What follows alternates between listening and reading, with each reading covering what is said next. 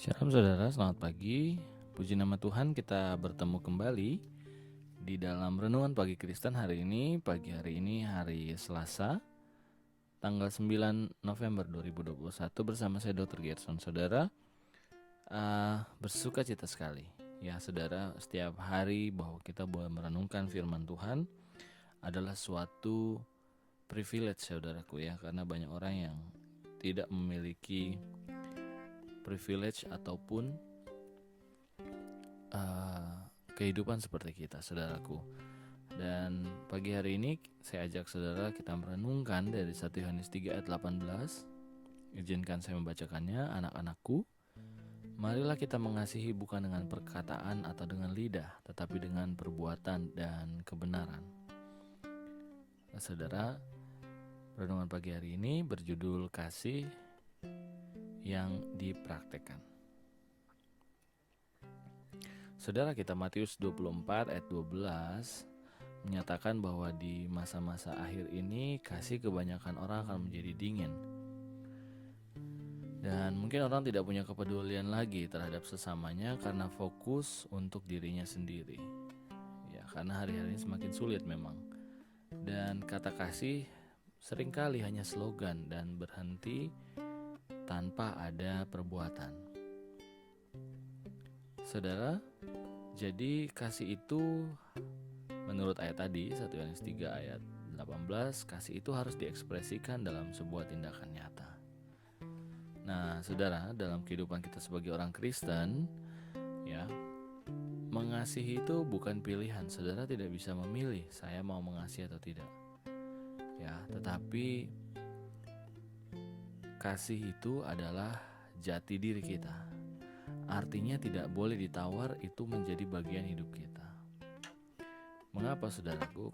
Karena ketika kita bertobat, maka kita menerima kasih itu, yaitu Tuhan sendiri masuk ke dalam hidup kita, berkuasa atas hidup kita, sehingga saudara tidak bisa tidak harus mengasihi orang lain. Nah, saudara, oleh sebab itu kita harus belajar bagaimana kita dapat mengasihi orang lain. Salah satunya, saudara, yang pertama adalah kita tidak boleh membalas kejahatan dengan yang jahat. Ya, saudaraku, ayat 13 sampai ayatnya yang ke-14, ya, kita melihat dari kitab Matius bahwa janganlah kamu heran saudara-saudara bila dunia membenci kamu. Kita tahu bahwa kita sudah berpindah dari dalam maut ke dalam hidup, yaitu karena kita mengasihi saudara kita. Barang siapa tidak mengasihi, ia tetap di dalam maut. Ya saudara, kita tidak boleh membalas, kita tidak boleh menyakiti orang lain, supaya jangan ada orang yang membalas kejahatan dan kejahatan, saudara. Tetapi usahakanlah senantiasa yang baik terhadap kamu masing-masing dan terhadap semua orang. Saudara, kehendak Tuhan adalah kita jangan membalas kejahatan. Saudara, yang kedua adalah kita harus suka menolong orang lain. Ya, saudara, banyak orang yang suka menunda-nunda ketika ingin menolong orang lain atau memberikan sesuatu kepada orang lain. Ya saudara, memang kita harus memenuhi kebutuhan kita juga. Tetapi ketika Tuhan menaruh sesuatu dalam hati kita untuk kita menolong orang lain, maka saudara percayalah bahwa Tuhan akan membalas. Apalagi yang diberikan kepada orang lain yang orang itu misalnya sangat membutuhkan dan Tuhan sudah menggerakkan saudara untuk mengatakannya atau memberikannya, maka saudara, hal ini akan membuat kita semakin peka untuk berbuat kasih dan mendengar suara Tuhan. Ya saudara, saya punya pengalaman beberapa waktu yang lalu. Saya mendapat perlakuan yang kurang baik ya saudara dari seseorang, ya saudaraku. Dan saya merasa seperti orang ini mencoba mempermalukan saya ataupun mencoba untuk mempermalukan ya saudaraku ya.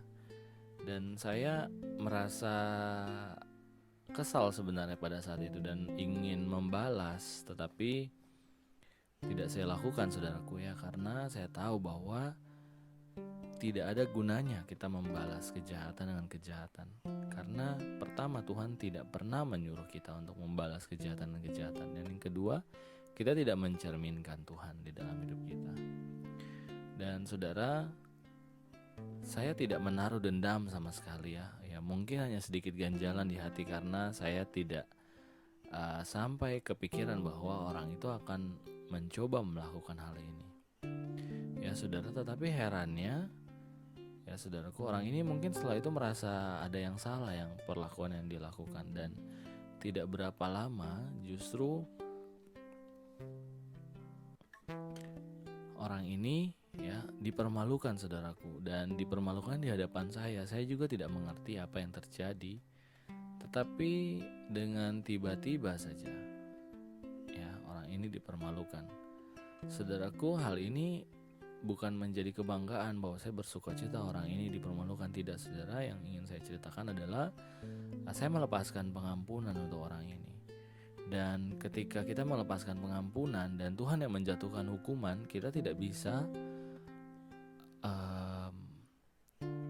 berbangga saudaraku ya, karena sebenarnya yang bermasalah adalah hati kita. Jadi ketika kita sudah mengampuni, ya sudah, kita lepaskan pengampunan itu. Sudah bisa bayangkan kalau saya masih dendam, mungkin saya akan tertawa ataupun menceritakan hal ini kepada banyak orang, ataupun ya istilahnya menggembar-gemborkan hal ini. Tetapi saya tidak melakukan itu saudara. Saya menceritakan ini pun tidak menceritakan secara mendetil apa yang terjadi, tetapi yang ingin saya utarakan adalah ketika kita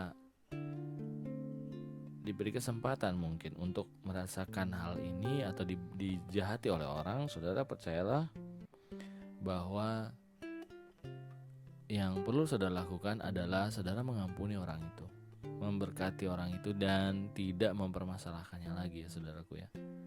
Dan kalau Tuhan mau membalas, itu adalah hak prerogatif Tuhan. Ketika Tuhan tidak membalas pun it's okay, karena saudara tidak bergantung kepada pembalasan Tuhan. Itulah wujud dari kasih. Dan ketika orang ini memerlukan pertolongan, saya tetap menolong saudara ya, tanpa ada embel-embel ataupun kepikiran apa, karena saya membiasakan diri untuk menolong orang lain. Dan seperti itulah kita harus hidup di dunia ini, tidak membalas kejahatan dan suka menolong. Mari kita berdoa. Kami bersyukur Tuhan, terima kasih Tuhan begitu baik, mengasihi kami, memberkati kami dengan sukacita dan damai sejahtera. Bapa, kami sudah merenungkan firman-Mu. Biar Tuhan kami boleh mempraktekkan dan meneladani Tuhan di dalam hidup kami. Biar kami boleh mengerjakan apa yang Tuhan mau kami kerjakan. Bapa, kami berdoa biarlah kami tidak membalas kejahatan dengan kejahatan, dan kami suka menolong supaya orang lain dapat melihat Kristus dalam kami. Perbuatlah itu Tuhan, biarlah hidup kami menjadi kitab suci yang dipandang oleh semua orang. Berkati Tuhan kehidupan kami, juga berkati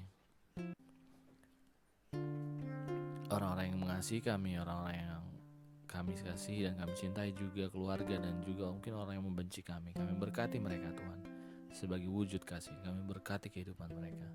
Dan biarlah damai sejahtera-Mu turun, bukan untuk mendamaikan saja Tuhan, tapi boleh memulihkan hati kami. Terima kasih Bapa, terima kasih biar kami boleh serupa dengan Kristus. Terima kasih Bapa, di dalam nama Tuhan Yesus kami mengucap syukur. Haleluya, amin. Puji nama Tuhan saudara, maju terus dalam Tuhan. Saya percaya ketika kita merenungkan firman Tuhan, berkat-berkatnya akan mengalir dalam kehidupan kita.